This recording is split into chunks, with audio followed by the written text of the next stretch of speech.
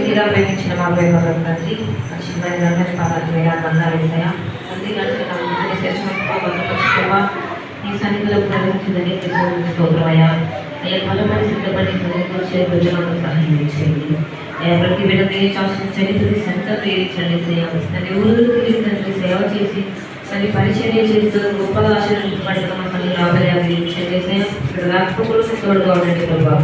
అయ్యా ప్రతి సంఘంలో బిడ్డలు మీరు ఆశీర్వదించండి. ఎడవేలు కూడా కాపాడండి వేసయ్యా. మేము వాటిని ఎక్కడైనా వేసాయా మేమైతే అల్పులం వేసాయా విషయమాత్రం కోల్పోతావా అర్హత లేని వాళ్ళని నాకు వేసాయా. నేను మాతో ఉండి మాట్లాడండి, నేను బిడ్డల పక్షాలు మీరు ఉండి మాట్లాడండి, కార్యాలు జరిగించండి వేసాయా. ఇప్పటివరకు జయకరంగా విజయకరంగా జ్ఞానాన్ని దృఢపరుచుకునే విధానం పట్టిస్తున్నాయా. ఇప్పుడు జరుగుతున్న తల్లి వాక్యం తోడుగాండి, ఈ జన కార్యక్రమంతో మీకు తోడుగా నడిపించుకోండి. పేరు ప్రేక్షకుని వేస్తున్నాం అడిగిపోతే నాకు తండ్రి ఆమేన్.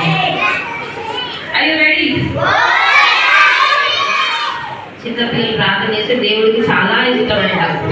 మీరందరూ ప్రార్థన చేసుకోవాలి కదా. ఇవాళ ఎవరెవరు ప్రే చేసుకున్నారు చెప్పండి. వెరీ గుడ్ నాన్న, లెగవగానే ప్రే చేసుకున్నారు కదా.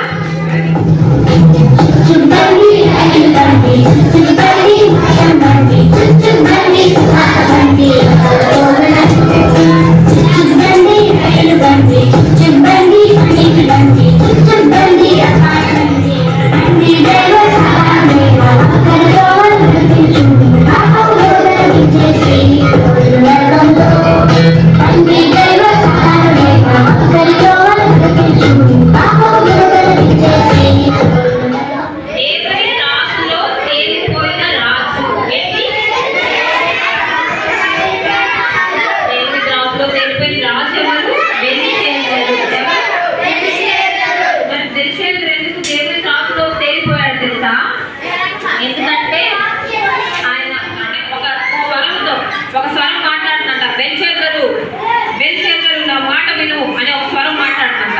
మాట్లాడి ఆకాశంలోంచి ఒక చెయ్యి వచ్చిందంట. ఏమొచ్చింది? ఆకాశంలోంచి ఒక చెయ్యి వచ్చి ఆ చెయ్యి చెప్పిందంట, నీకు గోడ పూత మీద రాయని దేవుడు ఆ చేతికి ఆజ్ఞాపించాడంట. దేవుడు ఏం చెప్పాడు ఆ చేతికి? గోడ మీద నువ్వు రాయి, నేను చెప్పింది రాయి, వెంచేతరుగా తెలిసేలా రాయి అని మాట చెప్తున్నాడంట. ఏమని రాస్తున్నాడు అక్కడ? ఏమో చూడండి,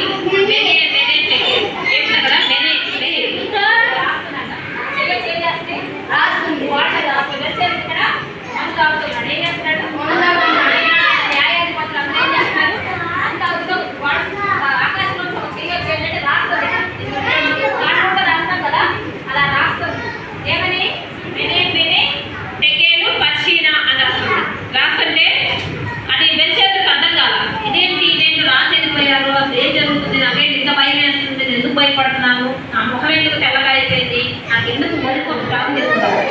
కృపాశక్తి సంపూర్ణ యేసయ్య, ఈ బంగారు పరిశుద్ధమైన పాదాలకు వేలాది వందనాలయ్యా. తల్లి గడిచిన కాలంలో విశేషములు పరిశుభ్రతేవా ఈ సన్నిధిని నడిపించి నీ వాక్యాన్ని ధ్యానించి శక్తి తెచ్చామనిస్తున్నాయ్యా. తండ్రి నీ వాక్యాన్ని విని తండ్రి చేతుల అహంకారమైన మనస్సు కాపాడేసయ్యా, మంచి మనస్సాక్షి కలిగి నీ గర్తింపుకు లోపడేసయ్యా. ఈ మార్గంలో నడిచే బిడ్డ మాటకు సహాయం దయచేయండి.